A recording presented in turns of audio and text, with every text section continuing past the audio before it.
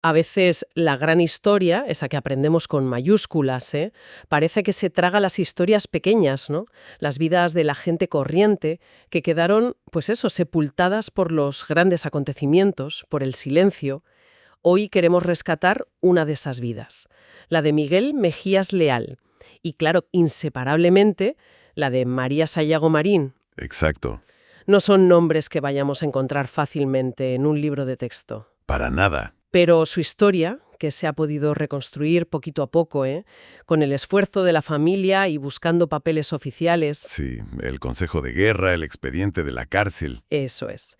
Pues esa historia nos abre una ventana a un pasado que yo creo todavía nos habla hoy. Totalmente. Y esa labor de recuperación que a veces parece casi de detective, ¿verdad? Sí. Es fundamental. Es lo que llamamos memoria histórica o memoria democrática. No solo recordar a una persona, es entender la experiencia de miles, de muchísima gente que fue silenciada. Es un trabajo difícil, pero muy necesario para entender las heridas. Y ojo, también la increíble capacidad de la gente para resistir. Claro. Y para entender bien esa resistencia, esa fortaleza de Miguel y de María, y también lo que perdieron, tenemos que viajar un poco. Vámonos primero a su mundo de antes, a Santa Marta de los Barros, en Badajoz, principios del siglo XX. Ajá. Miguel nace allí, el 1 de agosto de 1911. Sus padres, Carmelo y Antonia. Él era el mayor de 5 hermanos. Carmen, Francisca, Juan, Mercedes. Una familia, imagino, pues como tantas otras, en la Extremadura rural de la época. Una vida de pueblo, sí. Con sus cosas, sus fiestas. La feria, por ejemplo, le gustaba mucho. Pero tenía algo. Algo que quizás no era tan común. Sí, y es importante destacarlo. Le encantaba leer. Ajá. Y piensa que estamos hablando de una época, los años 20, 30, con un analfabetismo muy alto, sobre todo en el campo. Claro. Que un joven jornalero tuviera esa afición, pues ya nos dice algo, ¿no? Una inquietud, una curiosidad. Sí, una ventana abierta. Eso es, una juventud normal, pero con esa chispa. Y en este mismo pueblo, en Santa Marta, vivía María Sayago Marín, hija de José y Antonia. Y bueno, pues se conocieron, se enamoraron y se casaron. Un día muy señalado, además. Sí, el día de Navidad de 1935, en la iglesia del pueblo. Casi podemos ver la escena, ¿verdad? Una boda en Navidad, la familia, los amigos. La ilusión de empezar una vida juntos. Mucha esperanza ahí, muchísima. Una imagen de comunidad, de futuro. Un futuro que, por desgracia, estaba a punto de saltar por los aires. Todos esos sueños, todos esos planes, iban a chocar de frente con la historia. ¿Y el choque llegó? 18 de julio de 1936. El golpe de Estado contra la República falla en parte, pero estalla la guerra civil. Y la vida de Miguel, la de María, la de España entera, cambia radicalmente, de un día para otro. Y Miguel no se quedó al margen. Ya antes de la guerra tenía un compromiso cívico. ¿Ah, sí? Sí, había sido interventor en las elecciones de febrero del 36, las que ganó el Frente Popular. Vaya. Y al estallar la guerra, pues ese compromiso se hizo más fuerte. Se metió en los comités de defensa de la República. Eran, organismos locales que surgieron para organizar la resistencia contra los militares sublevados.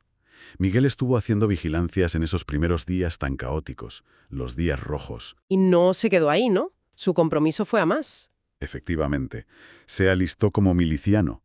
En el batallón extremeño Los Castúos. O sea que cogió las armas para defender la República. Sí.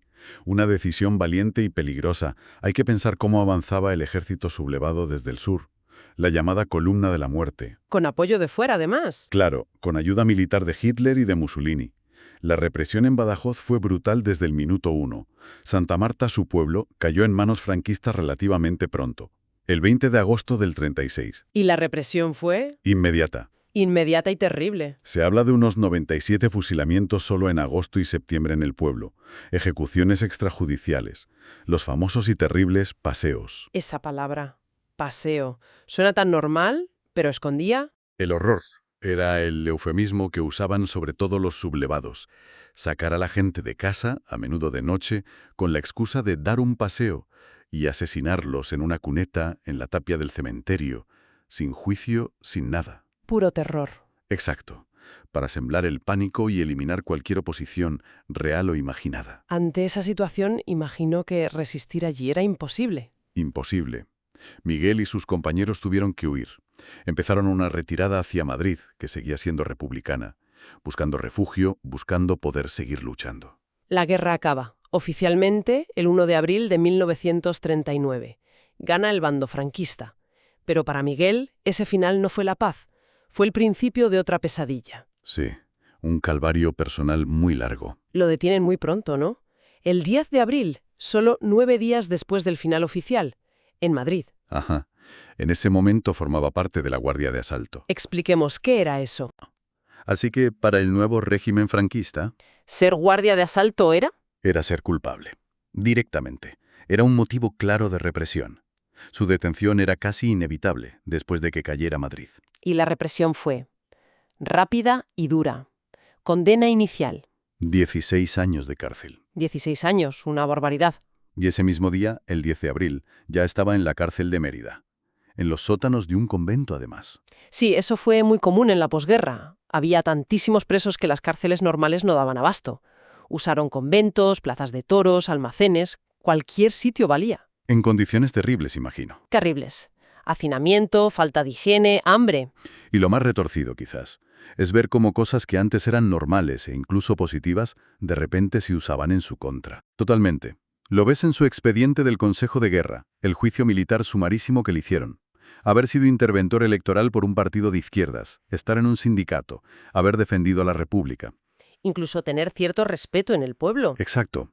Lo que ellos llamaban tener ascendiente entre las masas. Todo eso eran pruebas de cargo. Una inversión total de valores. Era la justicia al revés, la justicia del vencedor. Terrible. Y de Mérida lo trasladan, el 26 de octubre de 1939, a un sitio con un nombre que todavía hoy da escalofríos en Extremadura, el campo de concentración de Castuera. Castuera. Fue uno de los peores, de los más grandes y más duros de toda España. Hay que intentar imaginar cómo era aquello. El frío en invierno, el calorazo en verano, el hambre, las enfermedades. Y sobre todo la incertidumbre, el miedo constante. ¿Miedo a? A las sacas nocturnas. Otra palabra siniestra. ¿Qué eran exactamente? Pues era seleccionar presos, normalmente por la noche, sin previo aviso, para fusilarlos, sin más. Hay un testimonio de otro preso de Castuera que podría haber vivido lo mismo que Miguel. Y cuenta algo que te pone la piel de gallina. ¿El qué? Habla del silbido del tren correo. Pasaba cerca del campo, sobre las 5 de la mañana. ¿Y? Pues ese sonido, tan normal, se había convertido para ellos en una señal de vida. ¿Cómo? Porque, según cuenta, las sacas solían hacerlas antes de esa hora. Si oías el tren, significaba que esa noche te habías librado, Madre mía. que habías sobrevivido una noche más. Aferrarse a ese silbido, imagina la tensión cada noche esperando ese sonido. Es estremecedor. Vivir así. Una tortura psicológica constante. Por suerte, parece que no estuvo allí indefinidamente. Lo trasladan de nuevo el 15 de enero del 40, a Herrera del Duque. Sí. Otra prisión habilitada en otro convento en Badajoz. Y luego vuelve a Mérida, ¿no? Vuelve a Mérida el 14 de marzo de 1940. Todo ese recorrido. Mérida, Castuera, Herrera del Duque, Mérida otra vez. Dibuja el mapa de la represión en la provincia. Y es en esta segunda etapa en Mérida cuando se fechan dos documentos muy importantes que la familia ha podido recuperar. Uno es una carta del propio Miguel. Del 27 de octubre de 1940. Pide la libertad provisional. Sí, se dirige al capitán jefe del Servicio de Justicia Militar. Es una carta conmovedora. Alega que él no cometió delitos de sangre ni saqueos, pide que revisen su caso y suplica la libertad por su familia. Dice textualmente que su esposa e hijos se encuentran en triste, penosa y angustiosa situación por no tener quien atienda su manutención nada más que yo. Qué duro. Durísimo. Y fíjate, al final de la carta tiene que poner las fórmulas de rigor, ¿no? De acatamiento al régimen, al caudillo, Claro, si no. si no ni la miraban. Era una estrategia de supervivencia dentro de ese sistema. Y hay otro documento anterior a esa carta que revela mucho del ambiente de la época. Un informe del alcalde de Santa Marta ¿Ah, sí? del 1 de agosto de 1940, firmado por Julián González Rodríguez, el alcalde, dirigido a la Guardia Civil de Badajoz. Es un ejemplo perfecto de cómo funcionaba la delación, el control social. ¿Qué decía exactamente? Pues informa sobre Miguel Mejías Leal, de 29 años, y lo describe con el lenguaje de la época. Cito textualmente. Es persona de ideas socialistas. Continúa, que durante el dominio rojo en esta localidad hizo guardias con armas en favor de la causa roja y un gran entusiasta de los marxistas. Dominio rojo, causa roja, qué lenguaje. El lenguaje del vencedor. Claro, Y la conclusión es, terrible. termina diciendo, por lo que no puede considerarse como buena persona. Así. Tal cual. Tal cual. Ser socialista, defender la república, te convertía automáticamente en no buena persona a ojos de la autoridad franquista local. Qué miedo da pensar en el poder de un informe así. Muchísimo. Esa carta buscaba claramente perjudicarle, impedir que le dieran beneficios penitenciarios, marcarlo. Es la construcción del enemigo interior en estado puro. A pesar de informes como ese, y bueno, quizás por otros factores como la necesidad de vaciar cárceles, Sí, hubo revisiones de penas. consiguió la libertad condicional, el 21 de marzo de 1941. Eso es. La pena inicial de 16 años se la habían conmutado a 6 años y un día. Y se dio por cumplida del todo en junio del 46. Pero salir de la cárcel no fue el final del castigo, ¿verdad? Para nada. Le cayó otra pena encima, también muy habitual. El destierro. 10 años. 10 años sin poder volver a su pueblo, a Santa Marta. Imagínate, sales de la cárcel después de todo lo pasado y no puedes volver a tu casa, a tu gente. Es cruel. Muy cruel. Es alargar la condena, mantener el estigma, dificultar que rehagas tu vida. Una prueba más para él y para María, claro. Y es aquí, en esta etapa tan dura del destierro, donde la historia de Miguel y María se vuelve, si cabe, aún más impresionante. Un testimonio de amor, de aguante. De resistencia familiar, sí. No podían volver a Santa Marta, así que se instalan cerca, en el cortijo de los Estévez. Miguel a trabajar de jornalero. María, pues a coser, a lavar ropa para la familia del cortijo. Lo que fuera, para salir adelante. El papel de María aquí es que no se puede exagerar. Su fuerza, su apoyo constante, mantener a la familia unida en esas condiciones, ella fue el pilar. El amor entre ellos, esa complicidad. Fue el motor, sin duda, para superar la cárcel, Castuera, el destierro, la pobreza. Y lo increíble es que con todo lo que había pasado, Miguel no se vino abajo, no perdió su esencia. La familia cuenta algo muy bonito. ¿Sí? Cuentan que allí, en el cortijo, después de las palizas, de trabajar en el campo, sacaba tiempo para enseñar a leer y escribir a los hijos de los dueños. Fíjate qué detalle, eso dice tanto de él. Muchísimo. Su generosidad y su fe en la cultura, en la educación. ¿Qué contraste con el informe del alcalde que decía que no era buena persona? Un contraste brutal. Demuestra que la cárcel, la represión, no pudieron quitarle sus valores, su dignidad. Y esa misma pasión por saber, esa cultura, esos valores de esfuerzo, de bondad, los transmitió, junto con María, a sus hijas. Criar una familia en esas circunstancias, siendo un represaliado, desterrado, es un acto heroico, de pura afirmación de la vida. Tuvieron 4 hijos. La mayor, Antonia, nació en plena guerra, en el 37.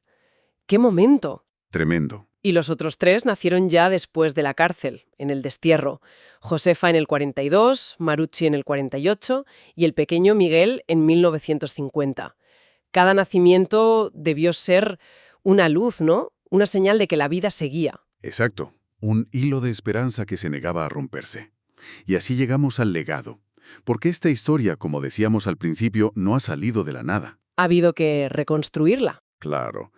Por un lado, buscando en archivos, encontrando esos papeles oficiales, fríos pero reveladores, pero sobre todo gracias a la memoria familiar, a lo que se ha contado de padres a hijos, de madres a hijas, la transmisión oral. Es la prueba de que el pasado, aunque intenten enterrarlo, siempre deja huella. Siempre. Y la historia de Miguel y María es un ejemplo perfecto de esto. Representa a miles de vidas anónimas, vidas truncadas, desviadas por la guerra y la dictadura. Ponerles nombre, contar su historia, es una pequeña victoria contra el olvido, pero muy importante. Miguel murió relativamente joven, el 20 de agosto de 1962. Tenía solo 51 años. Muy joven. Es muy probable que todo lo sufrido le pasará factura, física y psicológicamente. Las secuelas. Claro. Y una consecuencia triste de morir tan joven es que apenas conoció a sus nietos. De los 10 que tuvo, solo vio a la mayor, a Loren. La hija de Antonia y Kiko. Sí, nació solo 3 meses antes de que él muriera. ¡Qué pena! Todo lo que luchó por esa familia y lo poco que pudo disfrutarla ya extendida. Sí. Después de Loren, Antonia y Kiko tuvieron a Paqui y Miguel. Josefa y Rafael tuvieron a María José y Mari. Marucci y Mariano a Rosy y Yoli. Y el hijo, Miguel, con Choni, tuvieron a María José, Raquel y Miguel Ángel. 10 nietos. Y ahora ya hay bisnietos, ¿no? 11 bisnietos, creo. Ese es el legado. Una familia grande. Una familia que ha seguido adelante, que ha crecido. Y es muy importante que ellos, las nuevas generaciones, conozcan esta historia. La de sus abuelos, Miguel y María. Una historia de sufrimiento, sí, pero sobre todo de una resiliencia increíble. Y de un amor familiar, que fue más fuerte que todo el odio y toda la represión. Es que esa capacidad, ¿no?, en las peores circunstancias, no solo sobrevivir, sino construir un hogar, mantenerse unidos, transmitir valores, cultura, amor, Es muy inspirador. Nos deja un mensaje de esperanza muy potente. Nos recuerda la fuerza que tenemos dentro, la fuerza de los lazos familiares, como refugio, como motor.